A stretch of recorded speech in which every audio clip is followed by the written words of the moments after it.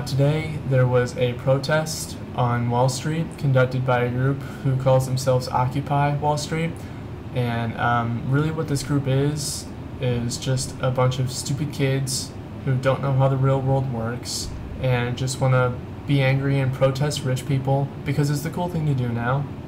Because, you know, as we all know, the rich people are the source of all evil in the world, right?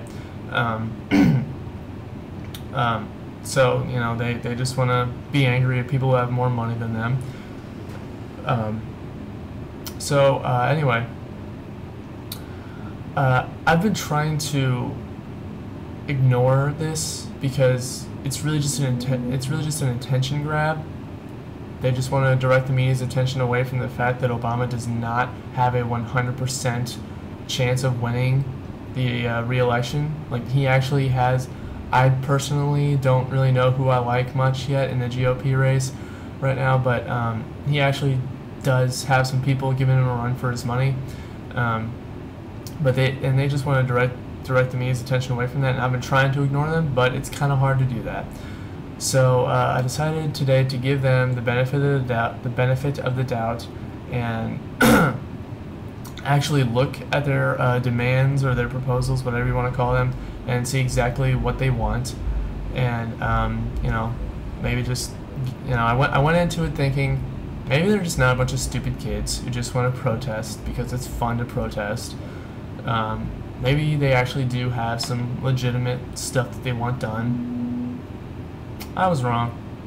I was just dead wrong, and I found it very hard to take all these proposals seriously, which is why this is probably going to be one of my more fun videos and more fun posts, because, you know, I just can't take it seriously. And if you can't take something seriously, you just make fun of it. So here it goes. Proposal number 1. Restoration of the living wage. This demand can only be met by ending free trade by reimposing trade tariffs on all imported goods entering the American market to level the playing field for domestic family farming and domestic manufacturing, as most nations that are dumping cheap products into the American market have radical wage and environmental regulation advantages. Another policy that must be instituted is raise the minimum wage to $20 an hour. All right. So first off, they say level the playing field. Right there, that's progressive. That is like one of the big slogans of progressivism. Level the playing field. That's what they say all the freaking time whenever they talk about the economy. It's what they fall back on. Oh, let's just level the playing field for everybody. Next, raising the minimum wage to $20 an hour. I'm pretty sure even some really hardcore progressives that aren't part of this movement think that that's a little much. $20 for your lowest tier worker? How exactly are you supposed to effectively and efficiently run a business when you're paying your lowest tier worker $20 an hour? That is unbelievable. I mean, that's, what is it now, $7.25, and the employment is, God, 9.6, I think, 9.6%. Let's try lowering the minimum wage, shall we? People can live off, you know, lower than $7.25. It's possible. No, they might not have a lot of nice stuff, but you can still live off of it. I mean, but $20? Come on now. Nobody's going to take you seriously with that. Proposal number 2. Institute a universal single-payer healthcare system. Stop right there. Not going to go any further. Bam, progressive. We already had this debate. I mean, a couple years ago when it was first put on the table in the American main stage of politics. God, have we heard enough of single-payer healthcare systems? Obviously not. And of course, it goes on to say stuff about, you know, banning private insurers because all they live for is to put money in the pockets of Wall Streeters and all that fun stuff. Blah blah blah blah blah. Moving on. Number 3. Guaranteed living wage income regardless of employment. Really? So, how would anybody be motivated to go to work and keep their country running if they're already getting unemployment checks? Is basically what that's saying. Give people unemployment checks for the rest of their lives. You do know, right, that when people go to work, that keeps the country running. The fact that they're making stuff and that they're keeping business going, keeping the businesses that are making stuff going, that keeps the country running, not the government. That's just ridiculous. Proposal number 4, free college education. Yay, more free stuff. I mean, you know, college kids will love that. I hear too much about poor college kids who are like, oh, hey, free stuff. It's a hallmark of progressivism, free stuff. It's like everything needs to be free. But let me ask you this. If college education was free, who's going to pay the teachers? Sorry, I'm talking about college. Who's going to pay the professors? Or who's going to pay the many, many principals that there are? Again, sorry, deans. And who's even going to pay the janitors? Who's going to pay anybody? Nobody is going to work for free unless it's a volunteer job. That's why they call it volunteering.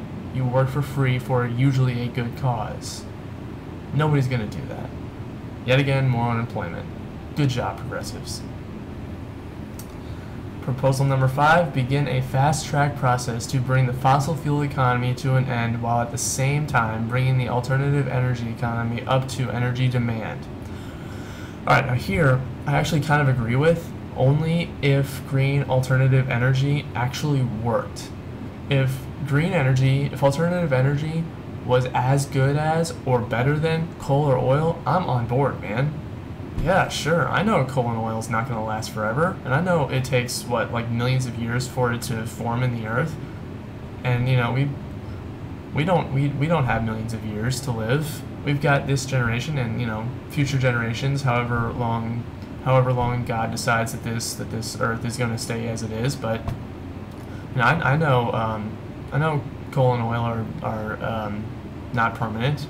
So, I mean, if green and alternative energy were good and effective energy sources, yeah, sure.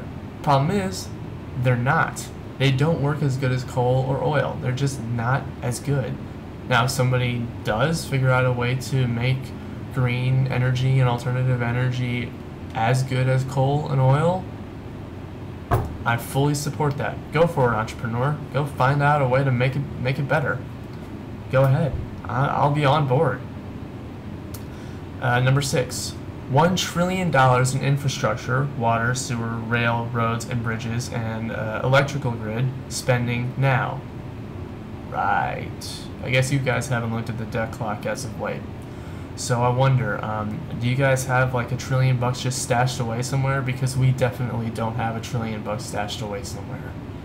Yeah, we owe 14 times more than that to China and other places, so okay. Proposal number 7, $1 trillion in ecological restoration, planting forests, reestablishing wetlands, and the natural flow of river systems, and decommissioning of all America's nuclear power plants. Again, where are you getting that money, guys? It's $1 trillion. That's trillion with a T, by the way, not B. Not billion, that's $1 trillion. Proposal number 8, Racial and Gender Equal Rights Amendment. Yeah, maybe you didn't get the memo. America is a couple decades ahead of you guys on that. It was called the Civil Rights Act of 1964 for blacks and other races, and for women it was called just kind of working your way into the system and proving to us men that you can't actually do stuff. Because, you know, I know us men were kind of douchebags back in the day, but you women proved yourself. So, I mean, it's called working your way into the system, and the fact that we're not sexist or racist anymore.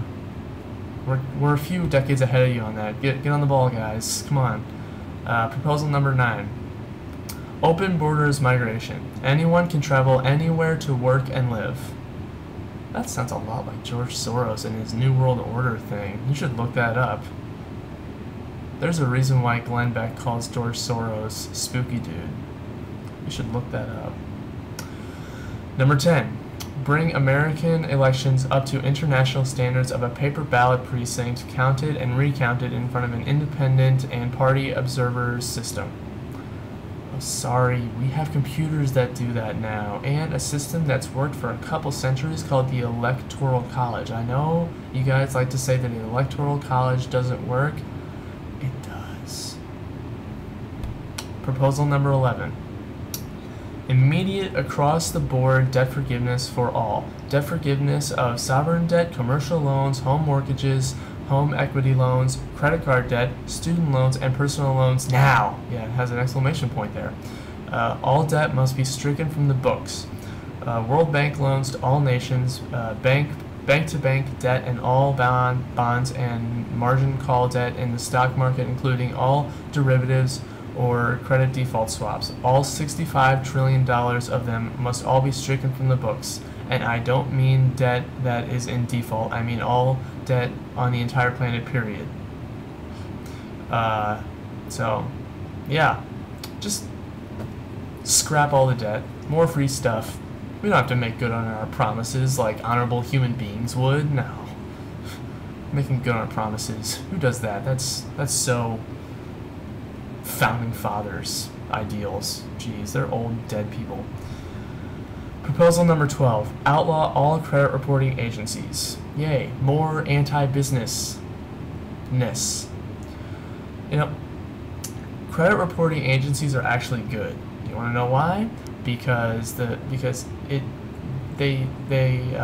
there for employers to see whether potential employees are reliable and trustworthy. I know it doesn't all make sense to you guys because it's all on, like, you know, it's all in the complicated pay by credit thing, and I know you youngsters don't really get it. All you stupid progressive kids don't get it, but don't worry about it. Finally, number 13. Allow all workers to sign a ballot at any time during a union organizing campaign or at any time that represents their yay or nay to having a union represent them in collective bargaining or to form a union. Now see, this one I'm okay with. I know a lot of people say, unions, you're a conservative, you must hate unions. No, I don't hate unions. I hate violent unions. I believe that violent unions need to be prosecuted. They're violent people. Some of them are. Not all of them are. And the union bosses, like the big ones, Andy Stern, Richard Trumka, all those people, they're pretty shady people, but union members themselves, they're good people. I don't care about unions. You can form a union if you want. I don't care. Just don't go get violent. Don't go getting violent on us. That's all I ask. So after all this, you can see, just don't take these guys seriously. Just don't. If you do, you're just giving them what they want. They're just kids. They're just little whiny kids. Just ignore them. They'll go away. That's all I have for you. Oh, one more thing. Rest in peace, Steve Jobs. America and the world will be forever grateful for what you've given to us technologically. I know I am. Forever grateful. Thank you so much. Yeah, don't forget to check out my my blog. It's in the description, and the magazine I write for, Insight to Insight Mag.